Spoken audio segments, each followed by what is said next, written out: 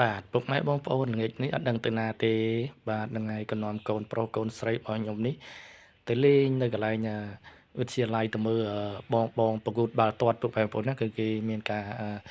លេងបាល់ហ្នឹងហើយពុកម៉ែបងប្អូនគឺប្រកួតបាល់នៅក្នុងបរិវេណសាលាវិទ្យាល័យឧត្តមពុកម៉ែបងប្អូនហើយឥឡូវនេះកំពុងដើរទៅមិនទាន់ទៅដល់កន្លែងបាល់ទាត់ទេក៏ចាប់អារម្មណ៍ជាមួយនឹងស្រះទឹកពុកម៉ែបងប្អូនបាទស្រះទឹកហ្នឹងគឺស្រះទឹកកន្លែងអាហារដ្ឋាន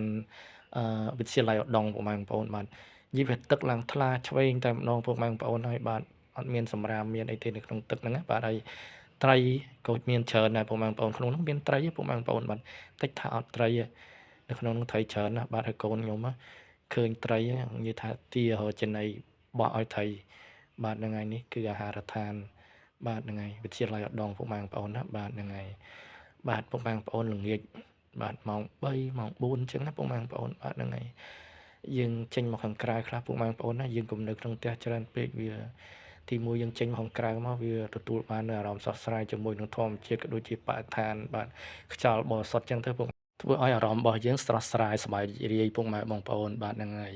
នៅតែក្នុងផ្ទះពេកគឺអត់ល្អទេខ្លាចជាតិពុលនឹងអាចធ្វើឲ្យយើងឈឺច្រើនពុកម៉ែបងប្អូនណាចឹងទៅនេពីការងារយើងអាចឆ្លៀតឱកាស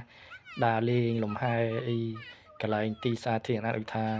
ហាត់ប្រាណហាត់អីចឹងណាពុកម៉ែបងប្អូនណាបាទឥឡូវនេះកំពុងដើរទៅកន្លែងគីប្រកួតបាល់ហើយពុកម៉ែបងប្អូនបាទពីនេះកូនស្រីខ្ញុំបាទហ្នឹងហើយបាល់ទាត់យើងហ្នឹងពុកម៉ែបងប្អូនបាទនាំកូនទៅមើលគេបាល់ទាត់កីឡានាំមកនូវសុខភាពល្អពុកម៉ែបងប្អូនណាយើងលេងកីឡាច្រើនសុខភាពយើងក៏រឹងមាំបាទដើម្បីអី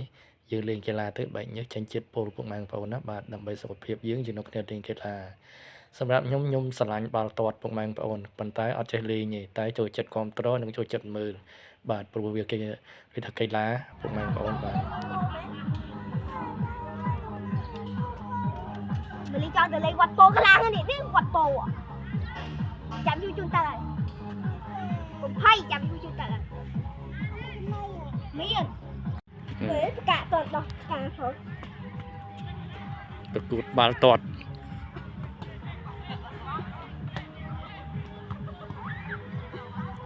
នៅវិទ្យាល័យឧត្តម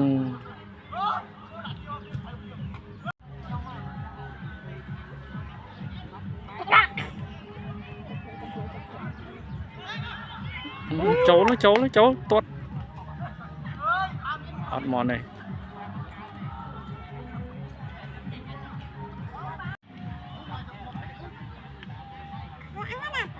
បាទទៀត